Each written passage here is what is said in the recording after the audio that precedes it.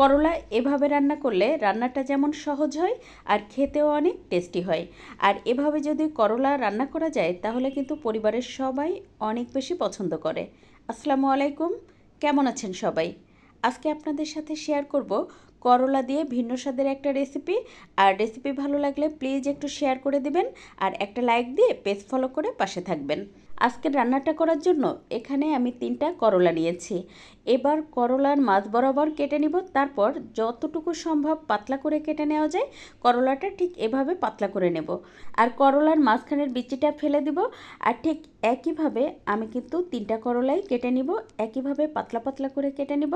আর আজকের করলা ভাজির জন্য কিন্তু আমি লম্বা করে করলাটা কেটে নিচ্ছি, এতে করে দেখতে সুন্দর দেখায়, সে কারণেই আমি লম্বা করে কেটে নিয়েছি। আপনি চাইলে কিন্তু গোল গোল করেও কেটে নিতে পারেন। যারা নতুন রাঁধুনি আছেন তাদেরকে ছোট্ট একটা টিপস বলে, আমার শাশুড়ি আম্মা বলতেন করলা একটু সাদা সাদা দেখে কিনবা, এতে করে কিন্তু করলাটা তিতা ভাব থাকে না। আর যদি করলাটা বেশি সবুজ থাকে, মানে একটু কালো কালো থাকে, তাহলে কিন্তু ওই করলাটা অনেক তিতা হয়।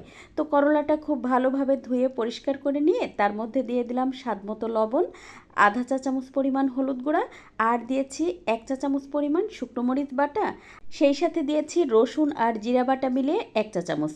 তারপর এটা খুব ভালোভাবে মেখে রেখে দিব।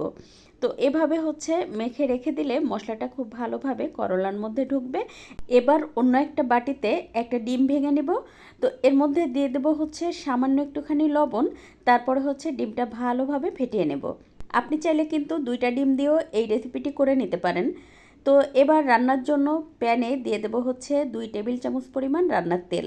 তো তেলটা গরম হয়ে গেলে তারপর ডিমটা দিয়ে দেব। ডিম দিয়ে একটুখানি স্ক্রাম্বল করে নিব, তারপর খুব ভালোভাবে এটা ভাজা হয়ে গেলে এটা তুলে রেখে দেব।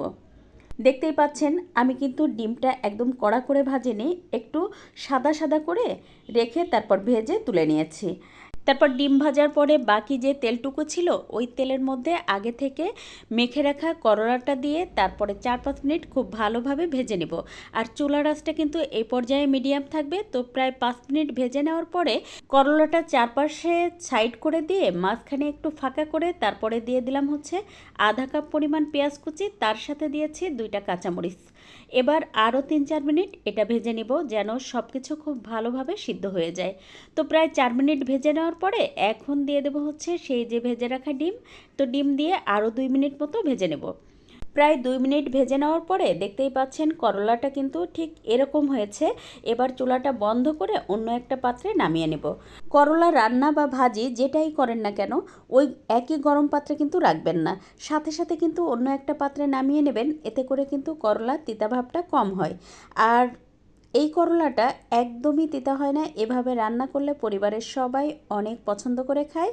করলার ওই একঘেয়েমি ভাজি তো কম বেশি আমরা সবাই প্রত্যেক দিনই করে খেয়ে থাকি। এছাড়া তো করলার মধ্যে চিংড়ি মাছ দিয়ে খেতে তো খুবই ভালো লাগে, সেটাও কিন্তু আমরা কম বেশি বাসায় করে থাকি। তো আমি আপনাদেরকে রিকোয়েস্ট করব প্লিজ একবার হলেও করলার এই রেসিপিটি করে খেয়ে দেখেন, আশা করি ভালো লাগবে। আজ এ পর্যন্ত, কাল আবার নতুন কোনো ভিডিও নিয়ে দেখা হবে ইনশাল্লাহ।